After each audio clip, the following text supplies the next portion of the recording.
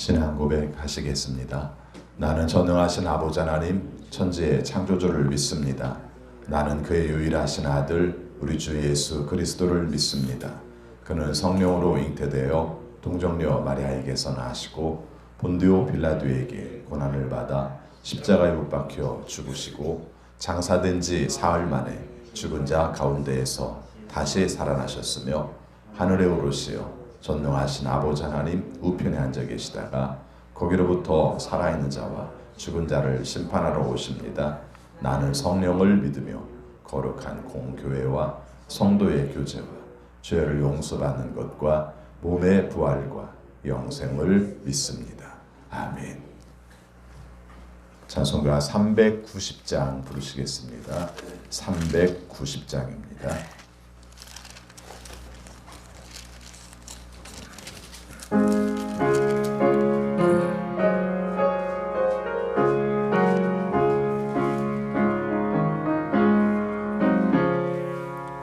예수가 거느리시니 즐겁고 평안하구나. 주야의 자고 깨는 것 예수가 거느리시네.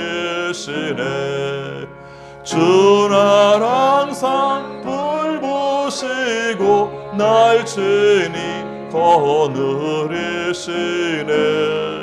주날 항상 돌보시고 날치니 거느리시네. 때때로 괴로움 당하면 때때로 기쁨 누리네. 풍파 중에 지키시고 평안히 인도하시네. 주날 항상 돌보시고 날치니 거느리시네. 주날 항상 돌보시고 날치니 거느리시네. 내 주의 손을 붙잡고 천국에 올라가겠네. 괴로우나 즐거우나 예수가 거느리시네. 주날 항상 돌보시고 날치니 거느리시네. 주날 항상 돌보시고 날치니 거느리시네. 이 세상 이별할 때에 마귀의 권세 이기네. 천국에 있 그 길도 예수가 거느리시네. 주날 항상 돌보시고 날치니 거느리시네. 주날 항상 돌보시고 날치니 거느리시네. 아멘. 하나님 말씀 구약성경 시편 140편입니다.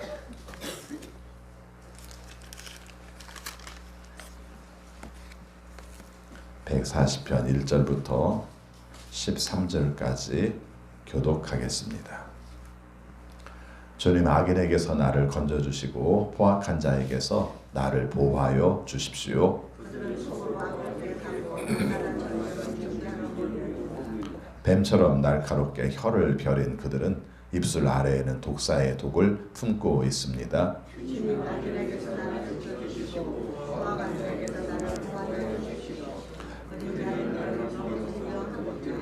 오만한 사람들이 나를 해치려고 몰래 덫과 울가미를 놓고 길목에는 그물을 치고 나를 빠뜨리려고 함정을 팠습니다.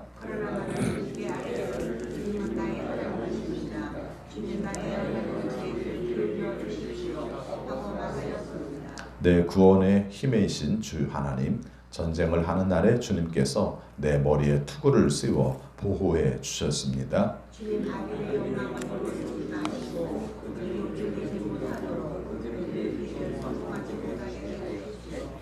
나를 에워싸고 있는 자들이 승리하지 못하게 해주십시오. 그들이 남들에게 퍼붓는 재앙을 다시 그들에게 되덮어 주십시오.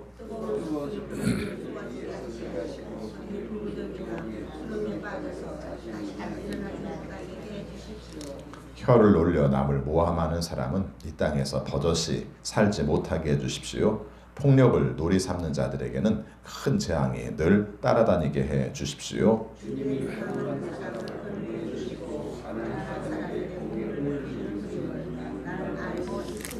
분명히 의인은 주님의 이름에 찬양을 돌리고 정직한 사람은 주님 앞에서 살 것입니다. 아멘.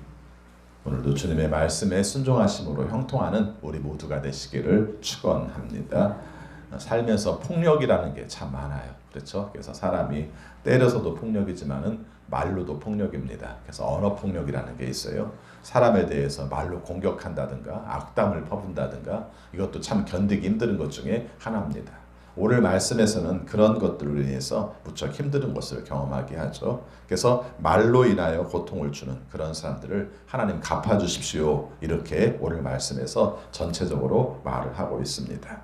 오늘 우리의 삶 가운데서도 특별히 내 삶 가운데에서 말로 인하여 고통을 받을 때 이 말씀을 한번 보시고 하나님의 위로가 하나님께서 도와주시는 역사를 사모하는 우리 모두가 되시기를 바라겠습니다. 오늘 말씀에 처음 나온 내용을 보면은 다윗의 노래라고 되어 있어요. 다윗도 억울한 일이 많았던 사람이죠. 여러분이 아시는 것처럼 우리가 왕이 되기 전에 사울로부터 쫓겨다니는 시간들이 굉장히 길었어요.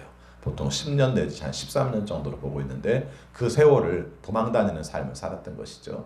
또 실제 왕이 모든 권력을 가지고 있습니다만은 또 왕으로 있는 동안에도 사람들이 그 사람에 대해서 늘 다 좋게만 얘기하는 건 아니거든요. 다윗 왕의 역사 속에서도 그렇게 됐어요. 처음부터 큰 땅을 맡았던 게 아니라 처음에는 부분적으로 맡았고 그 다음에 나라 전체를 담당하는 그런 왕이 돼가는 과정 속에서도 많은 모함을 겪었죠. 여러분 그 문제를 잘 생각해 보시기 바랍니다.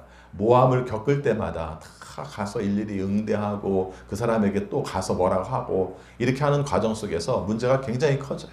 더군다나 그것이 왕이라고 생각을 한다면은 자기를 공격해오는 사람들에 대해서 그때마다 대응하고 그때마다 또 공격하고 이런 삶을 산다면은 나라가 온전하게 돌아갈 수가 없겠죠. 오늘 우리의 삶도 마찬가지입니다. 내가 그런 말을 듣고는 나온 억울해 못 살아. 이런 경우들이 많죠. 그런데 그렇다고 해서 그것을 다 응대하고 그 사람들에게 똑같이 공격하고 그러면은 평화가 다 깨져요. 그렇죠? 다른 사람도 깨지고 나도 깨지고 공동체도 깨지고 이런 모습을 갖는 것이죠. 그래서 의외로 많은 부분들은 우리가 참고 하나님께서 도와주시기를 바라고 살아야 합니다. 그것이 때로는 또 그래서 억울하고 그래서 속상해서 그래서 늘 그럴 때는 어떻게 합니까? 하나님께 가서 말을 하는 거죠. 하나님 제가 이렇게 억울합니다. 상대방들이 저에 대해서 악담을 하고 있습니다. 상대방이 나에 대해서 말로 공격을 하고 있습니다. 내가 이걸 일일이 다 갚으면은 악이 또 나타날 수밖에 없는데 하나님께서 처리해 주십시오. 오늘 그런 우리가 찬송이고 기도의 내용으로 보면 좋을 것 같습니다. 자, 1절부터 3절까지 먼저 있습니다. 주님 악인에게서 나를 건져주시고 포악한 자에게서 나를 보호하여 주십시오. 그들은 속으로 악을 계획하고 날마다 전쟁을 준비하러 모입니다. 뱀처럼 날카롭게 혀를 벼린 그들은 입술 아래에는 독사의 독을 품고 있습니다. 그래서 악한 사람들에 대한 하나님께 대한 고발을 하고 있는 것이죠. 앞에서 우리가 계속 말씀을 읽어왔습니다마는 의외로 하나님께 억울해서 울부짖는 내용들, 그래서 그에게 원수를 갚아주십시오 하는 그런 내용들이 참 많아요. 왜 그런가 생각을 해보니까 우리가 기도를 열심히 덜 해서 그렇지 진짜 기도를 하면 이 기도가 많을 수밖에 없을 것 같아요. 우리는 그러니까 속상한 일이 있으면 속상한 거 풀어버리고 하나님께 기도할 때는 주로 뭘 달라고 할 때만 기도를 하니까 이렇지, 사실은 내 삶 속에 겪는 관계 속에서의 모든 문제들을 하나님께서 도와주시기를 바라고 내가 갚지 않고 하나님께서 도와주시기를 바란다면 시편의 내용처럼 억울함을 풀어달라는 기도가 많을 수밖에 없지 않을까 그런 생각을 합니다. 자, 4절부터 6절까지 같이 읽습니다. 주님, 악인에게서 나를 지켜주시고 포악한 자에게서 나를 보호하여 주십시오. 그들이 나를 밀어서 넘어뜨리려 합니다. 오만한 사람들이 나를 해치려고 몰래 덫과 올가미를 놓고 길목에는 그물을 치고 나를 빠뜨리려고 함정을 받습니다. 거기까지 봅니다. 그래서 우리의 삶 가운데 나를 힘들게 하고 올무에 걸게 하고 함정에 빠뜨리는 사람들에 대해서 하나님께 말씀을 하죠. 하나님께 말씀을 하면서 하나님 앞에 이렇게 기도하는 내용들을 말을 하고 있습니다. 6절부터 8절까지 같이 있습니다. 그러나 나는 주님께 아뢰기를 주님은 나의 하나님이십니다. 주님, 나의 애원하는 소리에 귀를 기울여 주십시오고 말하였습니다. 내 구원의 힘이신 주 하나님, 전쟁을 하는 날에 주님께서 내 머리에 투구를 씌워 보호해 주셨습니다. 주님, 악인의 욕망을 이루어 주지 마시고 그들이 우쭐대지 못하도록 그들의 계획이 성공하지 못하게 해 주십시오. 악인이 나를 공격해 올 때 하나님께서 나의 도와주시는 것을 믿습니다. 특별히 과거에 나와 함께 하셨던 하나님을 고백하는 게 중요해요. 이건 두 가지 의미가 있는데 언제나 하나님에 대한 신뢰가 있고요. 그 신뢰가 하나님께 기도하게 하기 때문에 그게 중요한 것이죠. 그래서 과거에 나를 도우셨던 하나님, 내가 힘들 때 나를 우리가 구원해 주셨던 하나님, 그 하나님이 지금 나의 삶 가운데에서도 도와주십시오. 그렇게 말씀을 하고 있는 것이죠. 특별히 8절 말씀 보니까 여기서 중요한 전제가 있어요. 내가 악해요. 그리고 상대방들에게 공격을 당합니다. 그럼 하나님은 할 말이 없어요. 그렇죠? 상대방이 악해요. 나는 선하게 살려고 해요. 하나님의 뜻대로 살려고 해요. 그럴 때는 하나님께 드릴 말씀이 있습니다. 하나님, 내가 온전하게 살려고 하는데 악인에 의해서 내가 힘든 삶을 살고 있습니다. 나의 억울함을 풀어주시되 여기서는 뭡니까? 하나님의 정의가 드러나게 해주십시오. 이런 기도가 되는 거죠. 그래서 내가 옳게 살려고 할 때 겪는 이 악한 자들의 고통, 악한 자들이 나에게 하는 그 모든 일들을 하나님께서 갚아주십시오 하는 말씀입니다. 여러분, 신앙생활에서 정의의 문제는 굉장히 중요해요. 하나님 앞에 나갈 수 있는 당당한 이유도 우리가 물론 의롭기 때문에 나가는 건 아니지만 하나님 앞에 온전하게 살려고 하는 것은 가지고 있어야 돼요. 그렇죠? 그래서 우리의 삶 속에 그래야 하나님께 드릴 말씀도 있고 악한 자들에 대한 고발을 할 수 있는 입장도 있는 것이죠. 자, 9절 말씀부터 10절까지 같이 있습니다. 나를 애워싸고 있는 자들이 승리하지 못하게 해주십시오. 그들이 남들에게 퍼붓는 재앙을 다시 그들에게 되덮어 주십시오. 뜨거운 숯불이 그들 위에 쏟아지게 하시고 그들이 불구덩이나 수렁에 빠져서 다시는 일어나지 못하게 해 주십시오. 전형적인 복수의 기도죠. 그렇죠? 네, 전형적인 복수의 기도입니다. 이런 것들은 막 너무 신나고 그렇게 하지 마시고요. 일상적인 삶 가운데 이걸 지금 누구한테 얘기하고 있습니까? 하나님께 하고 있습니다. 이 부분을 늘 강조하고 싶어요. 성경에도 복수의 기도가 나오지 않는가? 맞아요. 복수의 기도는 누구한테 하는 겁니까? 하나님께 하는 거라니까요. 하나님께. 사람에게 하지 말고 하나님께 하라는 거예요. 앞에서도 그런 말씀을 드렸습니다만은 이 의미는 어떤 게 있습니까? 원수를 갚는 건 하나님께 달려있는 것이다. 그 사람에 대한 징벌은 하나님께 달려있는 것이라는 걸 우리가 인정하는 거고요. 또 한 가지는 하나님이 우리를 보호하시는 방법이기도 해요. 내가 속상할 때마다 힘들 때마다 상대방한테 다 복수해버리면 나는 또 하나의 악을 저지르는 거잖아요. 그걸 못하게 하시는 것이 복수기도의 특징인 거죠. 그래서 하나님께 다 말씀을 드려요. 그러면 하나님께서 알아서 해주시죠. 우리가 원하는 대로 해주시는 것이 아니라 하나님의 뜻 가운데 해주시는 것이죠. 이게 바로 복수기도의 특징입니다. 그래서 나온 내용들을 보면은 이런 기도를 해도 되나 할 만큼 좀 이렇게 강하게 그런 내용들이 많이 있지만 하나님께서는 그 부분에 대해서 분명히 하신다는 것을 말씀하고 있습니다. 11절 말씀에 보면은 악담을 퍼붓는 사람들, 악한 말을 하는 사람들이 잘못됐다는 것을 말을 합니다. 11절 같이 있습니다. 혀를 놀려 남을 모함하는 사람은 이 땅에서 버젓이 살지 못하게 해 주십시오. 폭력을 놀이 삼는 자들에게는 큰 재앙이 늘 따라다니게 해 주십시오. 삶에서 우리가 억울한 게 그거거든요.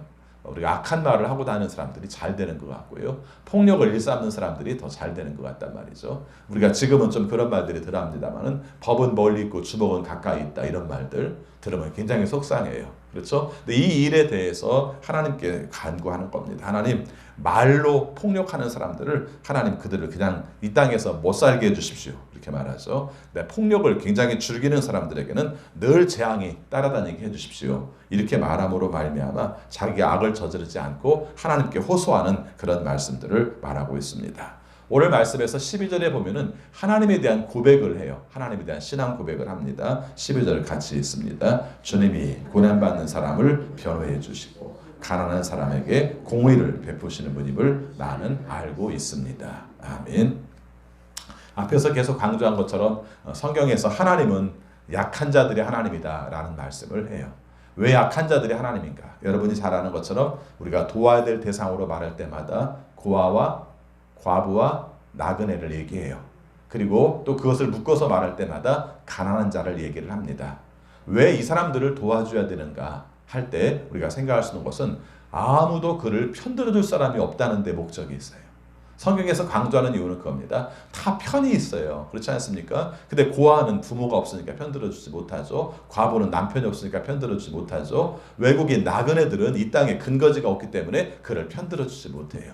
그래서 이 말을 굉장히 중요하게 여긴 겁니다. 그래서 보호해야 될 세 종류의 사람들을 말할 때 가장 큰 이유는 무엇인가? 바로 보호해줄 사람이 없는 것이다. 근데 오늘 여기서 뭐라고 말합니까? 하나님께서 그들의 편이 되어주신다는 것이죠. 그래서 고난받는 사람들을 변호해 주시고 가난한 사람들에게 공의를 베푸시는 분이 하나님이십니다. 이렇게 말씀합니다. 그래서 약한 자의 하나님이라는 말을 할 때 그 의미는 누구도 도와주지 못하는 그 사람을, 세상에서는 권력을 가져야 누가 도와주려고 하잖아요. 뭔가 있어야 누가 도와주려고 하잖아요. 근데 그게 아니라 없기 때문에 하나님께서 그에게 편이 되어준다는 것이죠.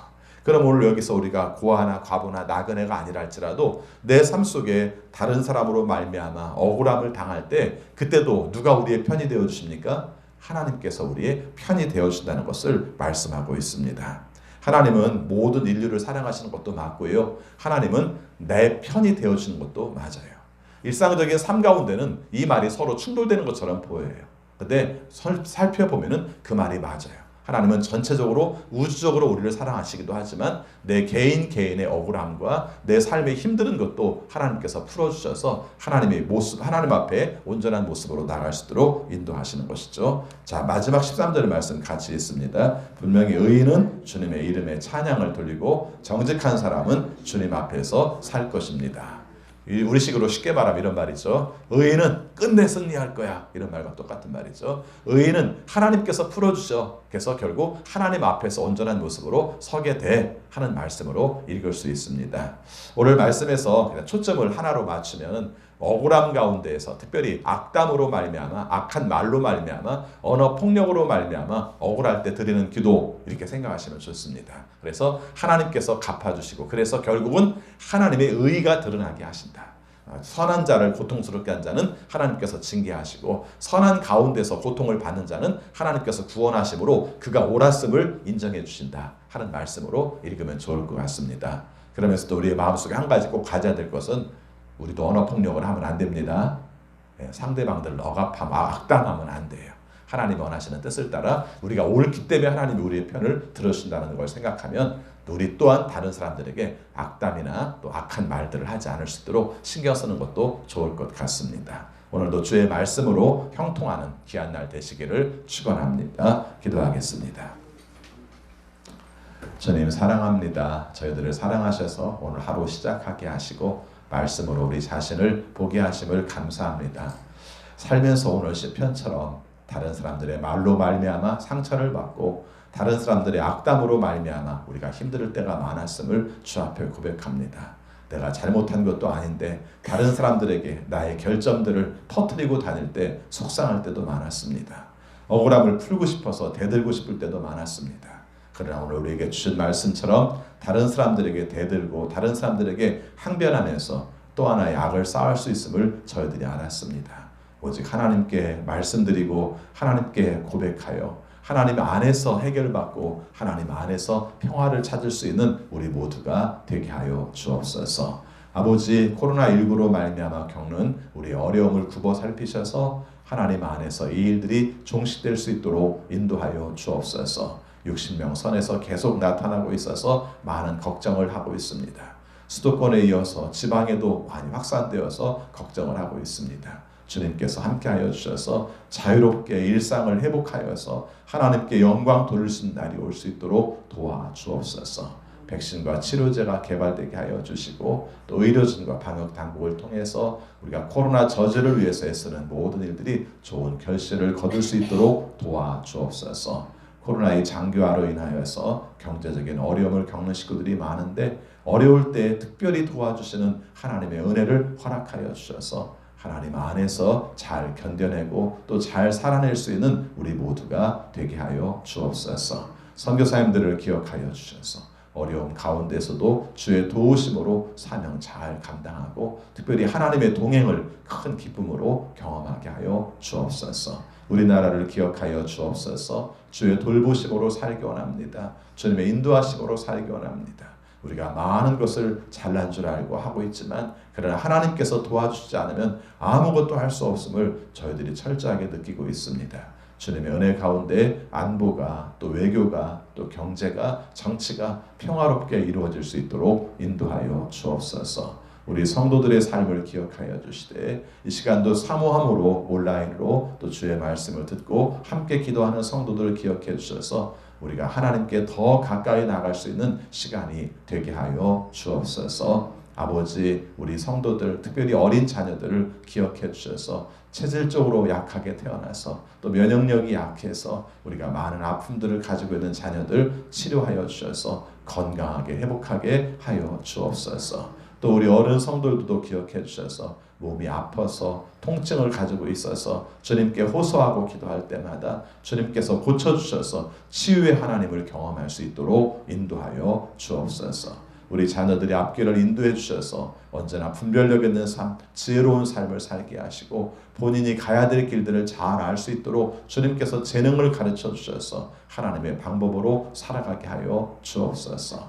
진학을 위하여 또 취업을 위하여 인생의 새로운 방향들을 찾기 위하여 또 결혼을 위하여 또 출산을 위하여 기도하는 우리 식구들을 다 기억해 주셔서 하나님 안에서 형통하는 축복을 경험하게 하여 주옵소서. 아버지 간구합니다. 오늘도 주님께서 우리에게 허락한 모든 순간들을 감사하며 살고 싶습니다. 만나는 사람들, 하는 일들, 모든 관계들 가운데서도 주님께서 원하시는 대로 잘 감당하며 살게 하여 주옵소서. 기도할 때 응답하여 주셔서 주의 능력 체험하게 하여 주옵소서. 예수 그리스도 이름으로 기도하옵나이다. 아멘. 하늘에 계신 우리 아버지, 아버지의 이름을 거룩하게 하시며 아버지의 나라가 오게 하시며 아버지의 뜻이 하늘에서와 같이 땅에서도 이루어지게 하소서. 오늘 우리에게 일용할 양식을 주시고 우리가 우리에게 잘못한 사람을 용서하여 준 것 같이 우리 죄를 용서하여 주시고 우리를 시험에 빠지지 않게 하시고 악에서 구하소서. 나라와 권능과 영광이 영원히 아버지의 것입니다. 아멘. 계속 기도하시겠습니다.